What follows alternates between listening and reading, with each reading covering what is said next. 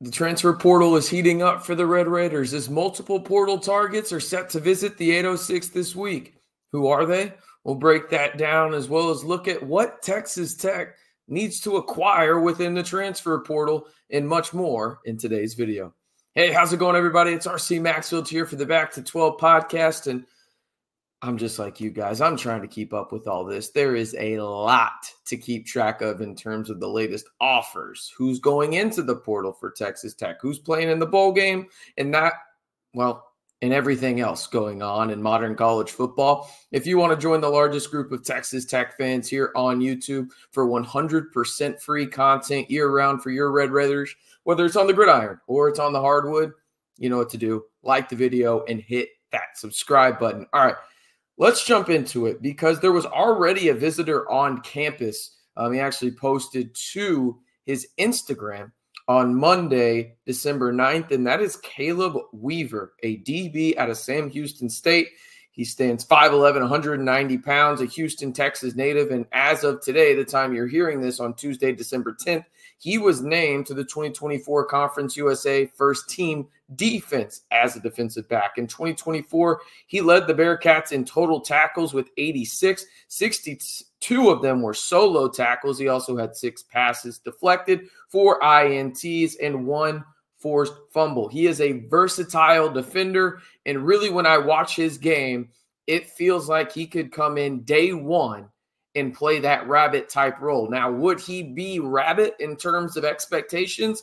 Probably not. Few would be in terms of Taylor Demerson, but he is that type of player that's versatile, can drop back and play safety, can come down and play that nickel position. It's no wonder that Coach McGuire and James Blanchard and Brian Nance really, really like this type of guy. And also, he's got a chip on his shoulder. He's a former walk-on, and he's, well, one of the finalists for the best walk-on or everything it embodies to be a walk-on trophy this year. Again, 1 year of eligibility left. He was on campus on December 9th. And again, he is a guy that I think would be an instant type starter for the Red Raiders if they were to land, again, a first-team DB from Conference USA in Caleb Weaver. Now, the next two guys we're going to talk about arguably are the biggest position of need for the Red Raiders, and that is offensive line. We will start with Illinois State offensive tackle Hunter Zambrano. He is one of those guys that was a preseason All-American at the left tackle position. He's that kind of guy. Now, the interesting part about him is he missed most of the season due to an injury up there at Illinois State, but had draftable grades, really, if you looked at a multitude of places. I looked back, and there was a mock draft that actually had him going in the 5th, 6th round in that range, and he is a verified 6'5", 305, and 247 Sports has him ranked as the #2 offensive lineman in the portal as of Tuesday, December 10th. He has 1 year of eligibility left. That is a name to monitor for the Red Raiders on that front. Another offensive tackle name to monitor is that of Western Carolina offensive tackle Derek Simmons. You are about to hear a mammoth of a man when it comes to measurables. He is 6'6", 325. He transferred in to Western Carolina. Actually, funny enough, started his collegiate career at Abilene Christian, played 600 or so snaps. Coach Patterson came in, he transferred out, and then he ended up at Western Carolina after a brief stop between Abilene Christian and Western Carolina. Now, this past season, he allowed just 21 pressures in terms of, should say in his career, 21 pressures on 947 career pass protection snaps. That according to PFF data. That's a 2.2% pressure rate that Kentucky's really, when you're looking at these guys, right, like in terms of the teams that are in the mix, Kentucky is one of them, right? Texas Tech is in the mix, and there's other schools like UCF and then Florida State as well. I'm obviously forgetting a couple other schools. He's one of the top-rated guys in the portal when it comes to the offensive tackle position, but Texas Tech has been in the mix there. He is a guy to watch. It's going to be interesting. He is a Florida native, so maybe he does go the UCF route, go play for Scott Frost in his second tenure down in Orlando. Maybe he goes play for Norvell at Florida State, but Texas Tech has been in contact with him and will likely be aggressive with guys like him in the portal in terms of guys that could come in with 1 year of eligibility remaining and really potentially make an impact, most notably at the tackle spots. Now, we move on back to the defensive side of the football. Amir Boyd, he is a UTEP DB. He's 6'1", 180 pounds.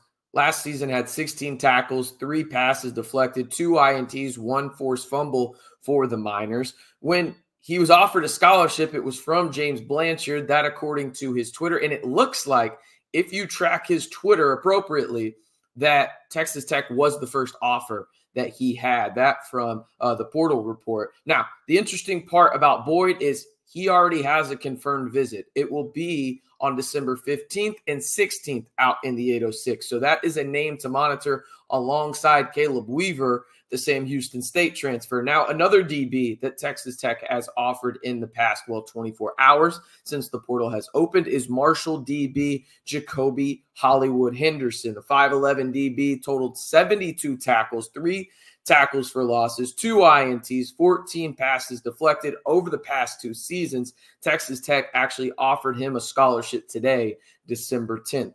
Now, one of the names that may sound familiar to a lot of Texas Tech fans that probably went through the whole last year portal cycle, or really any portal cycle in general, is going to be Mac Pounders. First and foremost, baller-ass last name, and just name in general. Mac Pounders? Come on, that is, you were destined to be an offensive lineman, right? He is a Mississippi State offensive tackle, and Tech actually targeted him in the portal last year. Instead, he went to go play for Mississippi State, started double-digit games for the Bulldogs in 2024. He's 6'5", 290 pounds, started at left tackle, 10 games there for Mississippi State, as I mentioned, and surrendered only 1 sack, according to PFF, along with 12 quarterback pressures. His confirmed visit date, according to On3, will be this Thursday, December 12th, out in the 806. Those are some of the bigger names right now Texas Tech is going after in the portal. There will be a lot more. It feels like I'm probably going to have a video about this every day, keeping you guys updated. So again, be sure to like the video, hit that subscribe button, and turn on that notification bell for 100% free Texas Tech football portal target, videos. Nobody else is doing this on YouTube. I'm giving you as many as I possibly can and trying keeping up with it. And if you can't keep up with it here, head on over to the Scarlet and Black Insider. That's where I'm also giving a lot of the info and keeping track of everything there. Your first month free. I know it's not even close to Cyber Monday anymore, but we still got that promo over there. Your first month is $1. Come join the newest Texas Tech online community over at the Scarlet and Black Insider.com. All right.